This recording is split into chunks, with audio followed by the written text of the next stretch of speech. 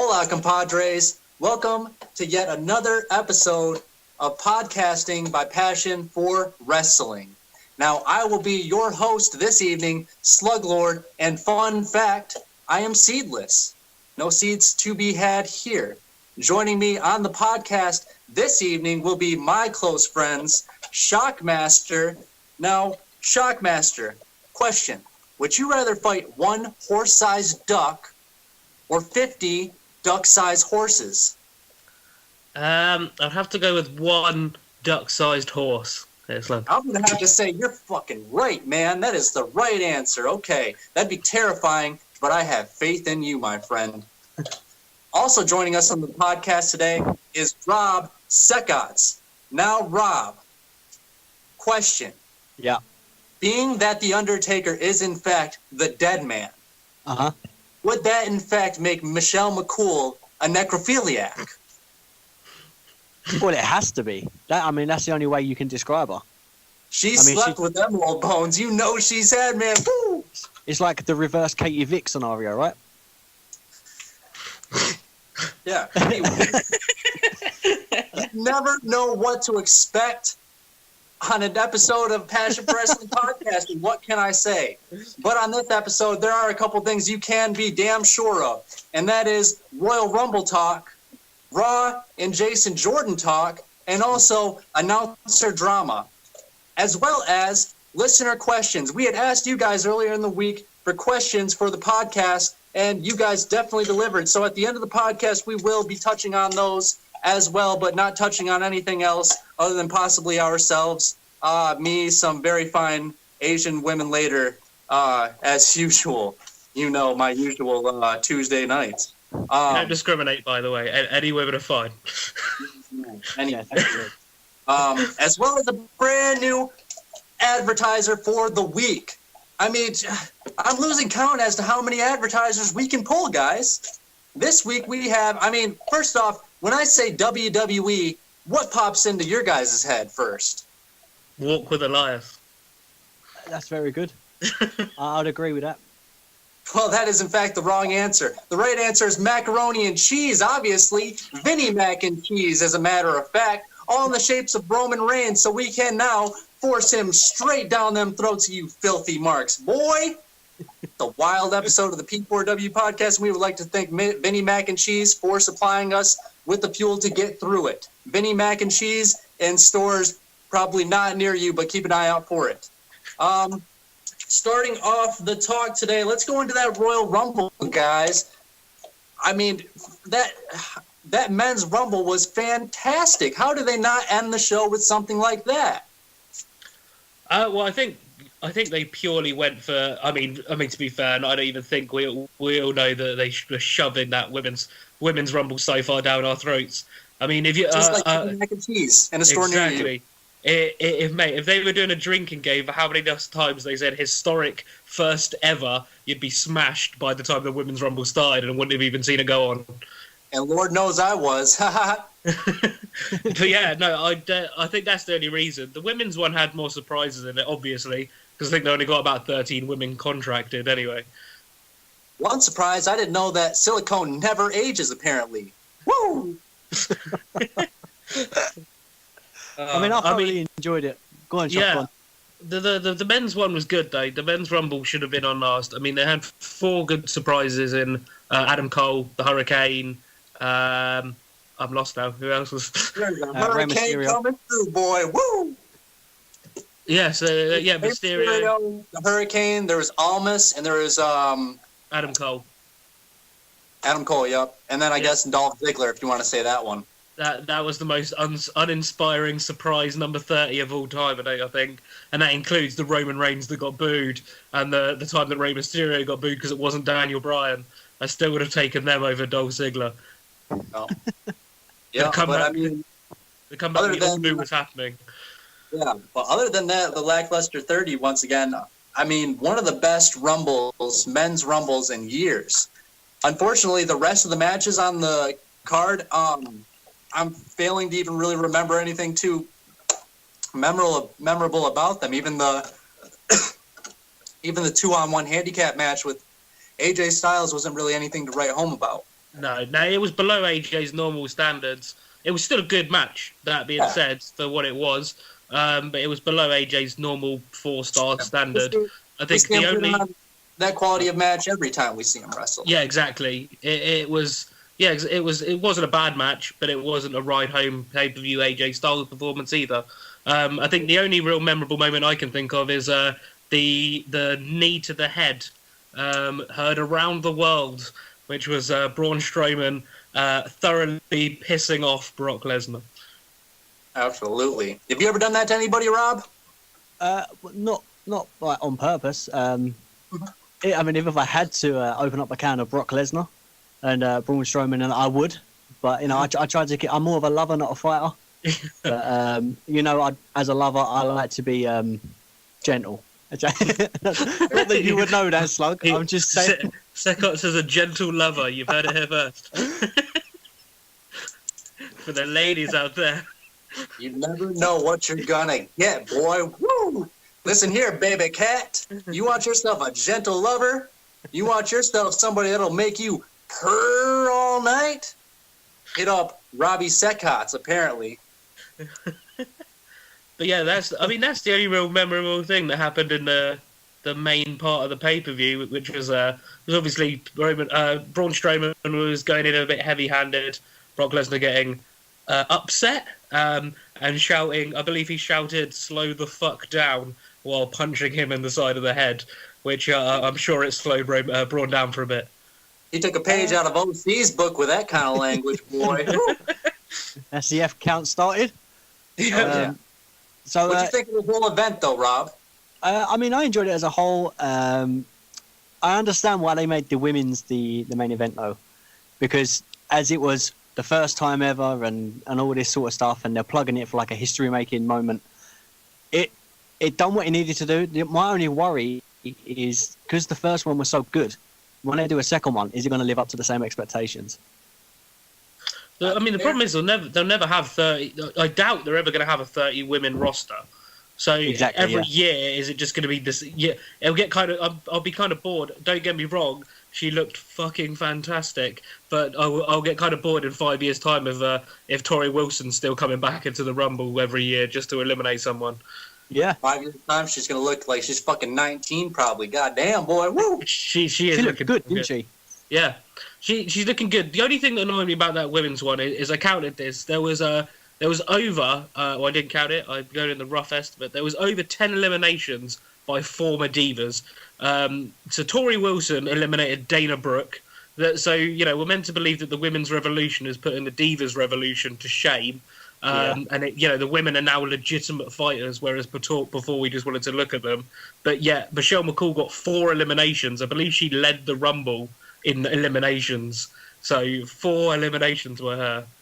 She looked like Slender Man's wife, boy. Do you know what I do want to pick up on? Did anyone enjoy the I wouldn't say enjoy. Did anyone really see the moonsault from Lita? She nearly killed herself. Yeah, that was. I mean, she's had neck surgeries, right? Obviously, we'll take that into account, but that was risky. I mean, her Raw 1000 was perfect. This one was awful. And you know what? I want to take this moment to call out that crowd, because how dare you have the audacity to chant, "You still got it," after you saw that freaking botch fest that she just put on with that freaking lead assault, okay? How dare you say that and try to give her the false confidence to come back? Look at Charlotte's moonsault compared to whatever the hell that suicide attempt was by Lita in the Women's Rumble. Oh my gosh. Oh, okay. If we're going to bring up botches, Sasha Banks attempting to kick Lita. That was the video that's since been released of Sasha Banks during the countdown for the next one, stomping Lita in the corner, but looking like she was doing the can. So what I think was John Cena was actually in the middle trying to prevent it from happening. You couldn't see him. Exactly. That is the only reason. That was fairly horrible. I also counted nine times, and okay, I'm going to put this out. This is from a purely Mark perspective, because I'm sure the casual fan didn't see this. I counted 9 times that they showed a close-up of a woman jumping herself over the top rope. Including the final elimination with Nikki Bella, where she didn't get kicked at all, and then still Yes, yeah. got her legs taken out. Notice that Could have been Cena trying to save her, moving her out of the way. Rob, good call on that. Exactly. Yeah, You just never know. exactly. I think for the historic Women's Rumble, it's now been 2 weeks since the Royal Rumble, and I don't think that we have we've seen a highlight video or a replay of the end of that Rumble for a very good reason. Nope, and now we have the first ever women's elimination chamber to look forward to, as was announced on this past edition of WWE Monday Night Raw. Now, what were your guys' thoughts of last night's episode? Your candid, genuine thoughts. Don't hold back. It was all right. It was better than Raw 25. I'll give it that. It was all right. It was better than Raw 25. That's enough out of you. Go ahead and take it, Shock. I am just going to go out on a limb and say that was one of the worst Raws I've watched in a long time. That's brutally honest. I think from an acting perspective, the best actor on Raw at the moment is Jason Jordan and his neck injury angle, but we'll get back to that later. Other than that, Kurt Angle can't seem to remember the next pay-per-view that's coming up. Him and Alexa Bliss's promo for no apparent reason was pointless. If I have to see another combination of the Shield versus the Bar, I might want to choke myself. I mean, it's literally been going on 3-4 months now of Roughly. Dean or Seth or Roman versus the Bar versus the combination of the Shield, and it's played out. As good as the match was, and I do want to say this, as good as the match was between Roman Reigns and Bray Wyatt, I think everyone and their dog, including Slug's dog, were aware that Roman Reigns was going to win that match. We got the announcement, I believe, for the Women's Elimination Chamber and who's going to be in it, and the announcement that every mark in the world was waiting for, which was that Finn Balor gets a second chance to be in the Elimination Chamber. Every mark in it will be happy about that, I'm sure, after crying that he lost last week clean. Apollo Crews as well. Yeah. Of course, Finn Balor isn't guaranteed to be in it. It could be Broken Matt, Bray Wyatt, or Apollo Crews. Imagine Apollo Crews in that elimination. Apollo did put on a good match with The Miz last night, though. You got to see a little bit more of his offensive style, I felt like. And obviously, The Miz is going to have a good match with nearly anybody that he goes in there with. But we even got a couple Apollo chants in the crowd, which was crazy to see. I think actually this Titus Worldwide thing's helping him a lot more than not. I was going to say he was going nowhere anyway, and it has helped him definitely. I think from Titus Worldwide, I think Titus O'Neil was very underrated in terms of getting something over. Like he had his ura that seems to be quite over. So he does seem to be quite good at getting parts of his character over with the fan base. Obviously, him and Darren Young had the money dance as well that got quite over. So he does have that in him, and I think it was a really smart decision to put Apollo with him because Apollo was going nowhere. Yeah, I agree.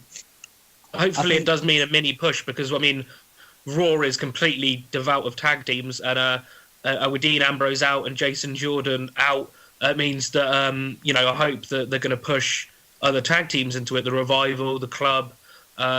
And Titus Worldwide. Yeah. I mean, as you were saying, like I do agree with what you mean. To be honest, I lost my trail of thought because I was too busy listening to what you were saying. Mm-hmm. But I don't know. I feel like there's a lot going on. I was going to ask, what did you think of, like you said, the Shield sort of reuniting again?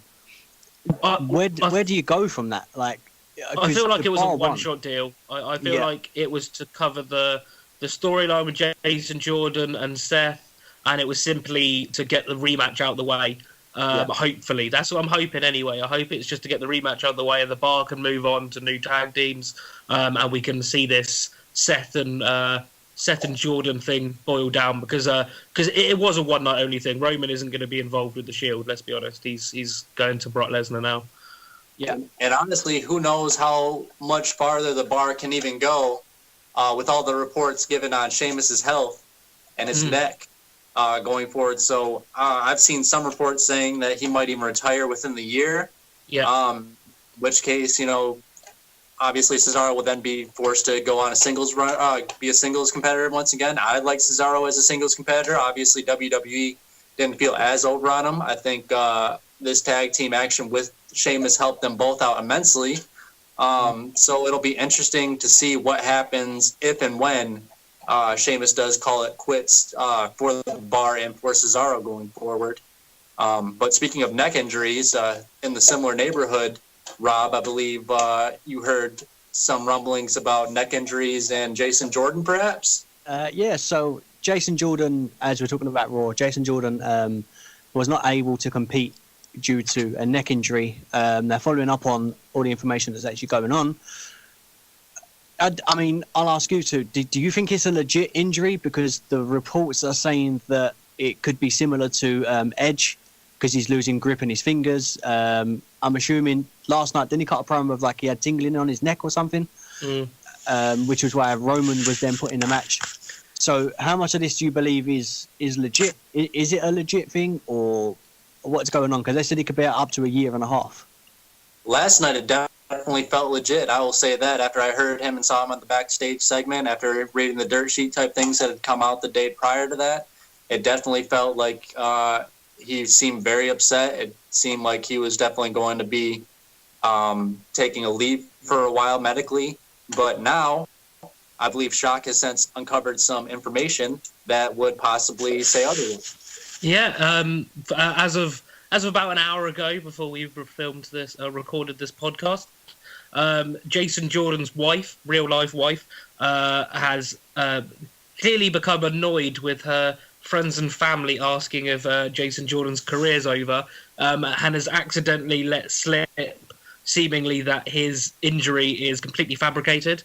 The way that she's posted is Jason Jordan, quotation marks, has a serious neck injury. However, Nathan, which is Jason Jordan's real name, is fine. So it seems to be a very, very, it must be said, good work from WWE. A shame that someone, clearly Jason Jordan's wife, has let it slip, because for it to go out to all the dirt sheets, including Meltzer and all sorts, everyone was reporting this was a serious neck injury. And it seems that it was a very well thought out and well done work by the WWE that has accidentally been uncovered by his wife. Which is annoying because, like, over here in the UK wise, it's even on the Sun's website that Jason Jordan is injured. Yeah. It says WWE star Jason Jordan suffering from serious neck injury and could face surgery, forcing him out for over a year. Yeah, so they did such a good way of releasing it. In all honesty, it's probably the first time in years that kayfabe has been done so well in terms of an injury angle. And it's a shame that it's just Jason Jordan's wife seems to have let it slip that this isn't in fact the case, and he doesn't have a major injury at all. But yeah, as I said, it's the best angle I think that WWE's done in years for credible newspapers. Or not so credible if you're in the UK and you listen to The Sun and you're in Liverpool. You don't read The Sun at all. Can Liverpudlians read? But no, I believe they can, and they refuse to read The Sun.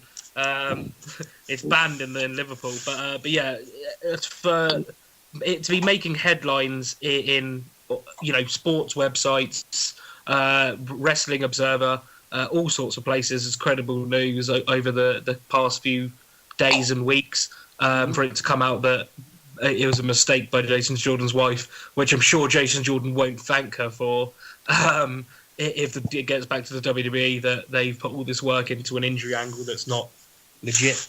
I mean, if the only way to make it now legit is to just hurt his neck, so give Brock Lesnar a call. Yeah. I mean, it's possible. Sandbag a Brock Lesnar powerbomb. I was kind of hardcore Holly. That'll break your neck. There you go. Yeah, she seriously messed up on this. I was quite upset when I'd heard that news because, like you said, it was so well kept under kayfabe. Yeah. I really believed he was injured. And then now ruined by that. I think it was selfish on her part if she was just annoyed by people asking her about it. And if I were him, the next time she tries to fake sick, go right to her fucking boss and call him up and be like, no, She's over here chilling, watching Netflix. Not sick at all. You know what? Let her deal with those consequences. Let him fuck up her kayfabe, okay? You fuck up my kayfabe, fuck up your kayfabe. That's how we go. That's right. You tell him. But just divorce her. I mean, You know, Jason Jordan's really put a lot of effort into this injury angle. He's got the best out of what is a pretty fucking horrific angle. Sorry, I swore again. That's number 4 now, right? Baby. It's a fairly horrific angle him and Kurt have been put into, and Jason Jordan's made the best of it. Yeah, Jason Jordan's made the best out of it. Really, I think Kurt's acting has left a lot to be desired, but Jason Jordan certainly put the effort in, and getting the rewards. When you hear the heat he's got from that crowd, that he's probably becoming the best pure heel in the WWE because people genuinely hate him. Like he has Roman Reigns heat, but he's actually the heel. Right. Yeah, I mean, I agree. I mean, I think it was Raw 25, right? Him and it was The Miz, wasn't it? The Miz, yeah, they were doing, TV. Yeah. And every time Jordan went to talk, the crowd just erupted. The last time I see it was the crowd was that bad. Was when the Raw after Undertaker lost to Roman. Yeah. That I've never seen a crowd as bad for over the last few years, and that was only just under a year ago. Yeah. Yeah, man. So, I mean, Jason's legit got heat. The only thing is, will this be one of them things, for example, with like Rock, or The Rock, when he was Rocky Maivia, the crowd hated him. He become The Rock, and now look at him, he's should be a Hall of Famer. In my opinion. So could Jason Jordan do the 180 turn and take this heat and turn it into something positive and be, I wouldn't say the next Rock, but have an incredible career going forward? I think in the ring he's gifted enough to do it, and everyone's seen that. Everyone just thought he couldn't talk and he couldn't have a character before, and I think this has proven that he's over as hell. As a heel. Whether or not that was the designed effect at the start of the angle that I genuinely thought he came in as Kurt's son and they wanted people to cheer him, and it's turned out he is a heel. So, it could completely mirror that The Rock situation, you think? It'd be nice to see it happen. Yeah. Here's what I see when I see Jason Jordan. I see a lot of big casts there. That they have a lot of tools to get really far in this business. The only problem is when they go into the ring, they have a lot of the same moveset that seems really rehearsed. So when you go in, you're always expecting to see a couple spots. And it's almost done so much in succession, almost kind of how Cena has his moveset that he does one after the other. And I would like to see them maybe go away from that, maybe go away from, the suplex stuff or whatever, and get more of a storytelling development in ring. A little bit more or whatever, because right now I don't know if he tells that good of a story in ring with his in-ring work. So I think he needs to improve a little bit there. I don't even know if he needs to widen his moveset because he has a broad one. I just think he needs to use it in the correct way for what his character is, and he could get himself a lot further along in the process. I agree, because I know what you mean, because when you watch him in a ring, he's still resting in the mentality as he's just received the hot tag to go for the match to finish.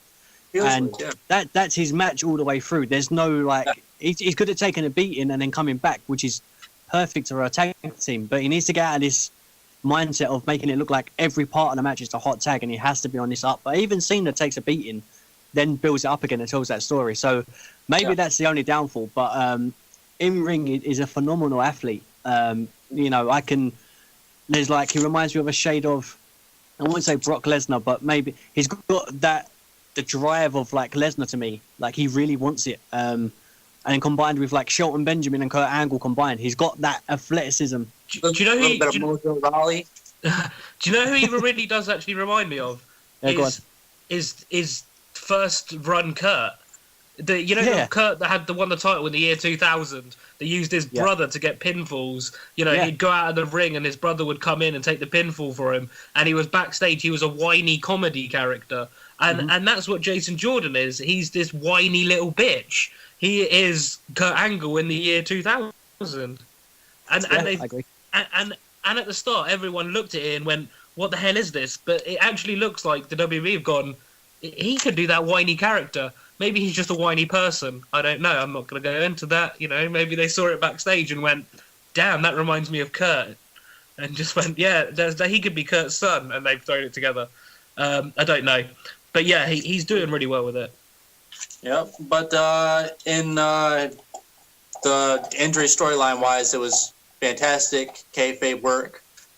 That was not ruined by his wife. But speaking of kayfabe, how about this announcer drama involving Corey Graves and Booker T? I have no idea if this is a shoot or if this is a work. Like, this is, I legit have no idea. Booker T has said that he has lost his job at the Raw announce desk because Raw officials or WWE officials were legitimately afraid that he was going to jump on Corey Graves one of these days for continuously poking him during the broadcasts, and went on to say that if he sees him in the streets that he'll mess up his hairdo.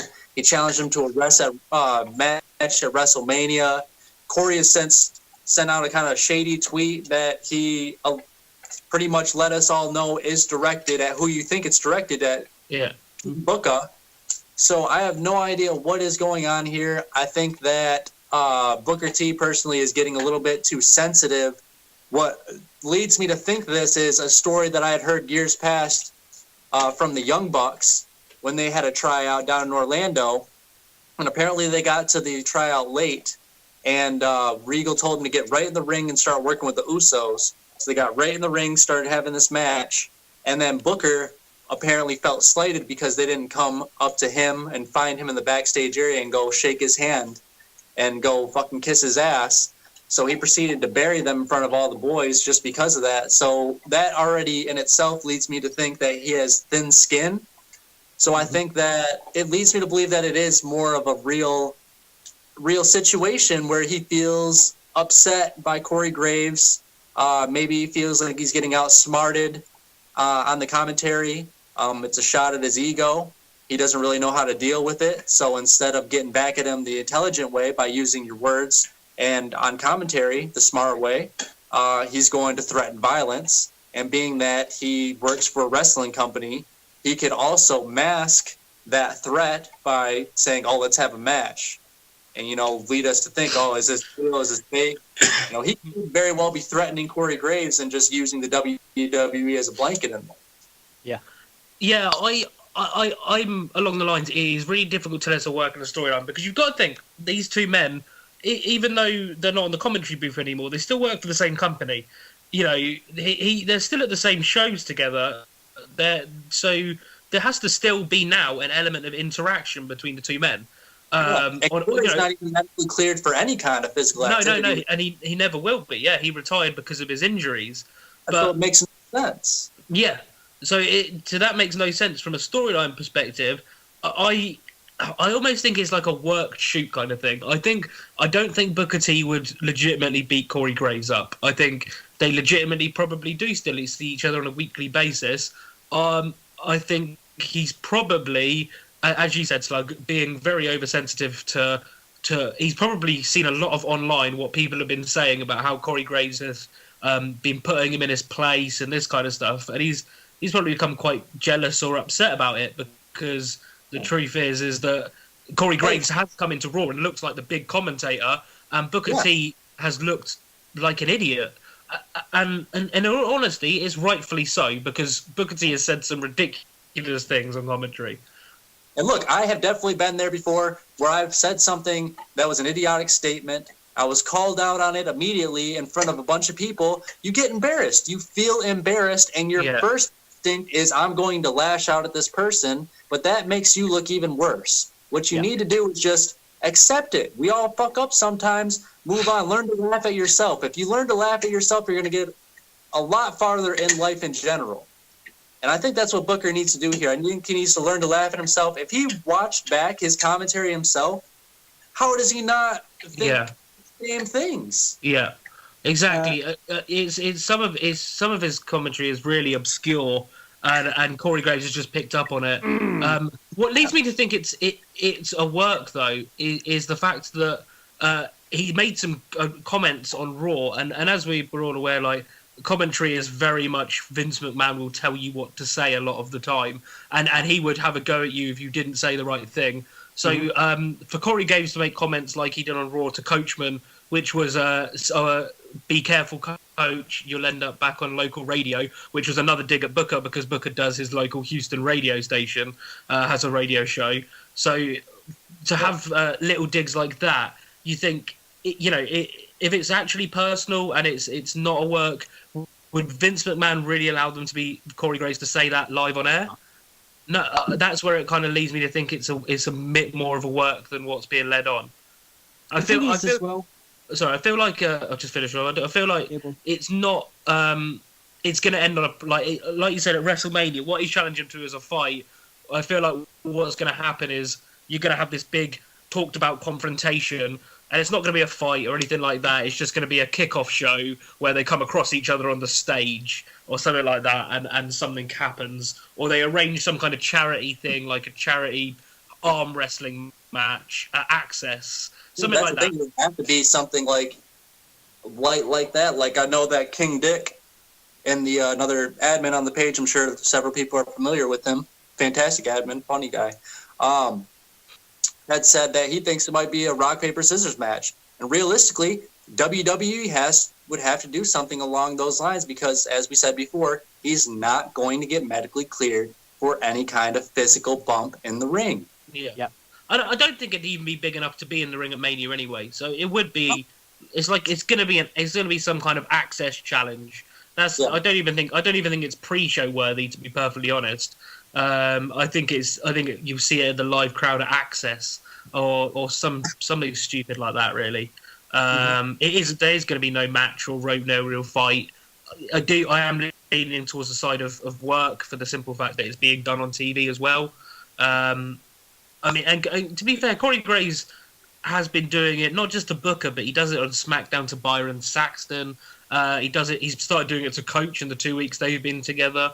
So it's not just Booker T that he was picking on to, sound really childish. No. So you think so too, Rob? Work shoot? Yeah. So I was saying is, originally Booker was only there for Raw as an announcer, wasn't it? While David Otunga was recording a film, right?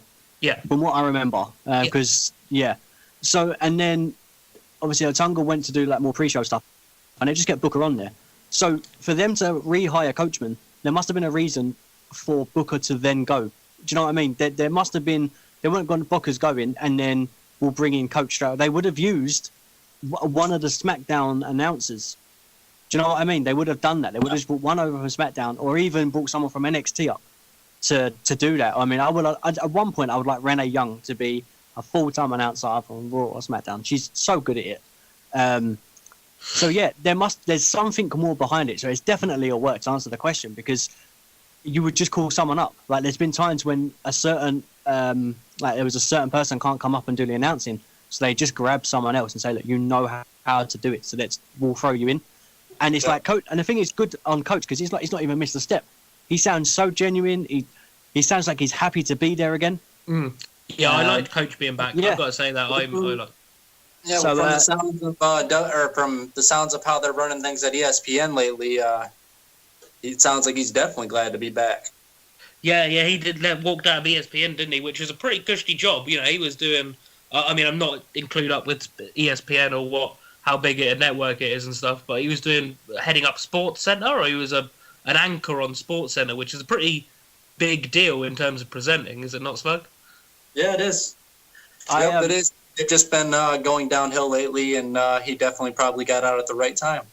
Personally, I think he set himself up for that, because not in a bad way either, because they started doing a thing with getting someone on the Sports Center, like a wrestler, to get on the Sports Center, talking to Coachman and all that stuff. Yeah. I'm not saying there were bridges that needed to be like cleared and sorted out, sort of thing, and bridges that needed to be rebuilt. But I think just that little thing happening with Coachman was enough for them to have trust in him. So then, if he ever wanted to come back, that door was wide open for him. Yeah. So if that was the case, props to him because he done it fantastically. From what I read a few years ago, that was the case. It was Coachman that opened the door, because obviously there was a time when ESPN stopped covering WWE in any way because it wasn't a sport. There was the time that Vince McMahon himself was like, wrestling isn't a sport. We are aimed to Hollywood. We're not dealing with sports stuff anymore. And for them now to like you said, for Coach and I believe Triple H. I could be wrong on that, but I believe from reading it was Triple H and Coach who built that bridge that had the element, because as Triple H has always said, it's still sports entertainment. They don't want to completely burn the sports bridge to think so that people aren't considering it anything. They don't want people to think it's a soap opera. They still want people to believe in the art form of wrestling. Mm-hmm. Yeah, I agree. Exactly. Well, I think that we should go ahead and get to these fan questions and call it a day, because I have to get out of here and get on with my day here in a little bit. So leading off the fan questions, Ronnie Ellis wants to know, will Ronda Rousey be booked like the female Lesnar, and should she be? Shock, I'll let you take this one. Okay. I think she will be, and I think it's the right move to make, because there's the money to be made in Ronda Rousey as the unbeatable female that she is, really. I think, while it's there, I think what's going to happen, potentially, is her wrestling ability is not going to be all there. And so while they can keep her as this unbeatable MMA fighting machine, they will do. I hope to God that the rumours of her ending Asuka's streak are a bit premature. And if it is the right thing to do, we're talking like next year's WrestleMania, where both Asuka and Ronda Rousey go on 2 year-long runs, only to meet at next year's WrestleMania. With both of them, then it's the big question: who goes over, Ronda or Asuka? They've given Asuka a 2-year running streak at that point, and Ronda a 1-year one. I also think that would be a fantastic way to potentially build up to the first ever women's main event if they did. If that is the route they want to go down and still push these boundaries of women's wrestling. Asuka versus Ronda, the unbeatable force versus the immovable objects. Next year's WrestleMania would be a good way to go, potentially.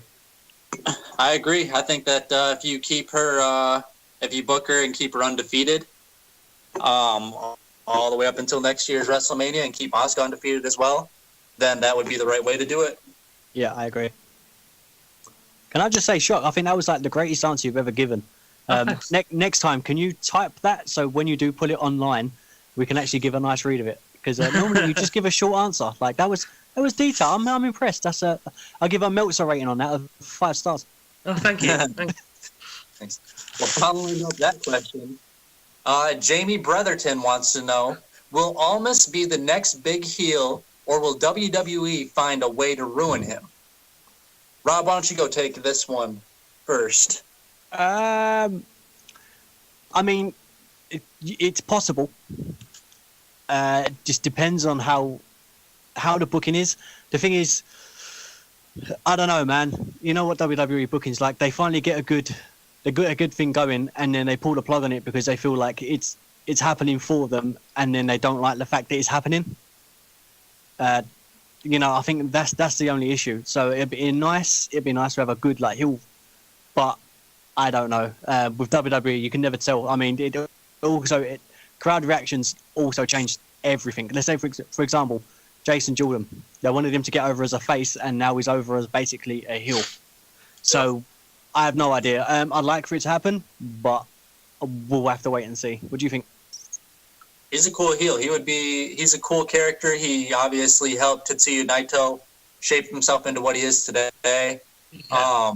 I think he's cool. I don't know how well he's going to get over with the main roster crowd, to be completely honest with you. I can totally see him coming up to the main roster and kind of fading into obscurity. Nothing on his part, but I could just see it booking-wise. I don't really see if he were to come up, I don't see what direction they would send him in, what's there for him right now. So it's really hard to say with anybody. I mean, look at Hideo Itami. I know when they debuted him, they probably expected a lot more than what they got. but now he's just another 205 Live guy. He could have debuted with the rest of the 205 Live roster and be this exactly where he is now, wise with the crowd. So I hope that doesn't happen to Almas because he's fantastic, but we'll see what happens. Yeah, I think this is a good way to get this onto this podcast, which was how good his match was with Johnny Gargano at TakeOver Philly the last weekend as well, which was a phenomenal match. It was probably one of the best matches I've ever seen, quite honestly, and it was the best match in the last kind of 10 years in the WWE. But in terms of him being a heel, what immediately stands out to me is if he came up to the main roster, he would be Alberto Del Rio. You know, he's got that. And Vince just has this. He's so stuck to stereotypes. You know, a Mexican aristocrat and that kind of. You know, either that or he's a small luchador that will fly around. Whereas Almas doesn't really fit into that small luchador that's going to be Rey Mysterio. So the really only other one is Mexican aristocrat, which, you know, they seem to be the two ways that Vince goes. If he came up under Triple H, I think you see what you'd see now. But I think we know that for a lot of booking would be different. As Slug said, I'd really like to hope so, because the work he's been doing on NXT recently has just been outstanding. And, you know, with Tria Trinidad, Selena Vega at his side, who's also just been a fantastic manager and helped Almas reach that main event level. Yeah, so we'll see what WWE plans to do with him, but I hope all the best for him for sure. We have 2 more questions left. Mike Santos wants to know, why do you guys put your watermark on everything? Allow me to go ahead and take this one. Well, that's simply because when people share those posts, we want them to know what page they had gotten it from. They want them to know that it was from our page. He seems to think that we put multiple tags on sometimes. I'm unsure what post that was done on. If it was done, it was probably done possibly. But typically the culprit maybe one time. But yeah, that is the reason why, because we want to spread the news. We want to get the page over. So while you guys are listening to this, please, you know, share it with your friends. Let somebody know about it. After that, what were you going to say, something, Rob? Yeah, I was going to say, I'm always one. So basically, I have this thing. So it'd be good for the listeners to actually look out for it. See how much they actually pay attention to the posts that we do. So what I'll do is I'll do a post, and then I'll sometimes put a hidden watermark in the post. Just like subliminal messaging. Yeah, like it's just like because like for people, honestly, for people like me, obviously I'll use Photoshop. Some of the other admins on the page, without giving too much away, a peek behind the curtain is they can use their phones. I don't mind using my phone if I'm out. I prefer to use Photoshop because that's what I'm comfortable with. So when I do Photoshop, I know you can take images off and replace them and whatnot, and superimpose them and hide the background and cover someone's watermark, and all that's possible, especially if you're skilled enough to do it. You know, I mean, certain admins put other people's faces on other wrestlers, like Enzo Amore, for example. I'm not saying people do that. It's something that can happen, you know. Hey, Slug. Whatever. But, yeah, so I do hide watermarks occasionally. So if there is more than one, it's probably my post. Congratulations, you will receive your prize from Rob for winning our competition. They can have a piece of 3.14. Right. Well, other than that, the last question we have is Nick Burrow wants to know, why does WWE lie about attendance? And I know this was something that was done back in the territory days. They would also always say that they had sold out 10,000 seats at every single show, until some fans started to realize that some of these stadiums don't even hold 10,000 seats. Like, how is that even possible? So it's just to overhype yourself, you know what I mean? It's like lying on your resume or something like that, you know what I mean? They're trying to make it seem a little bit better than what it is. Yeah. You know, public image is everything, you know what I mean? So obviously, if they're quoted and somebody wants to know how many people showed up at that house show last night, maybe it was, you know, maybe the actual number was 7,600 or something like that, and then be like, oh, you know, we we draw about 10,000 or something like that. They round up. That's the best way to do it, I think, in my opinion. With WrestleMania as well, because they're using such huge stadiums, the top tier tickets don't really sell out because people don't really want to be paying $500 to sit, 10 miles away from the ring. They don't really see it as a good value, and so a lot of WWE's events now are, for big stadiums, are papered. So they're still got the fans in attendance. They're still the WrestleMania crowd as a sellout. But it might be that a couple of thousand or 1,000 tickets or so have been handed out for free on the day of the show. And that's just simply because that's their extravaganza. That's, the biggest show of the year. And it has to be a sellout. It has to be full. And unfortunately for them, a lot of people don't want to sit 10 miles away from the actual ring and watch ants wrestle. Yeah. Yep. That's, exactly that. That is your guys' question. So in the future, if you guys have a question for the podcast, DM the page, or we will be doing one post a week asking for your guys' messages or asking for your guys' questions. Also on a future podcast, we'll be starting a game where one of us will be cutting a promo. You guys will have to guess what wrestler cut that promo, and then if you get 10 of those correct, we're going to be giving away a prize at the end of that. So stay tuned for more information on that. Yeah. Stay tuned for more to come from the page, more podcasts. We're going to try to pump out one a week for you guys, possibly sometimes an extra special one every now and then. If you guys are really, really good, and if you're really, really naughty and of the female persuasion, then message me directly and we'll sort that out.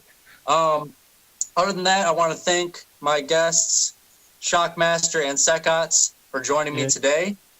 Giving their hot takes on all these hot topics. This is a hot podcast, as usual, with your host, Sluglord. Definitely look for OC, a.k.a. Anarchist, to join us on the next episode, possibly going to be released next Monday, I want to say. This one will hopefully be up later today. It's Wednesday, or Tuesday, rather, as we're recording this now. No promises, though, guys. Once it is up, we will get it out to you guys on every available outlet. Also, subscribe to us on Twitter, on Instagram, and on the YouTubes. Rob, I believe you know all the handles for that. Oh, man, you're going to throw me in a spot now. Okay, what? Go look for it on the page because it is on the header of the... I'm already there, my brother. So we go for our Facebook. It's facebook.com/P4 Wrestling. Twitter is twitter.com/P4. Am I right in thinking it's now Wolfpack? Wolfpack, yes. Yes, it's P4 Wolfpack. And then the YouTube channel is Passion for Wrestling. So, and look for a new Being the Marks episode that will be coming out probably in the next 2 weeks, as well as a couple more projects that we are currently in the works on. You guys have been fantastic. Anything else you would like to add? No, thank you very much. It's been a pleasure. Yeah, man. All right. Thank you, Shockmaster, coming from England, and Rob coming from Australia, me from America. Thank you guys for joining us. Have a too sweet day. And you, my brother. Goodbye. See you later. Good night.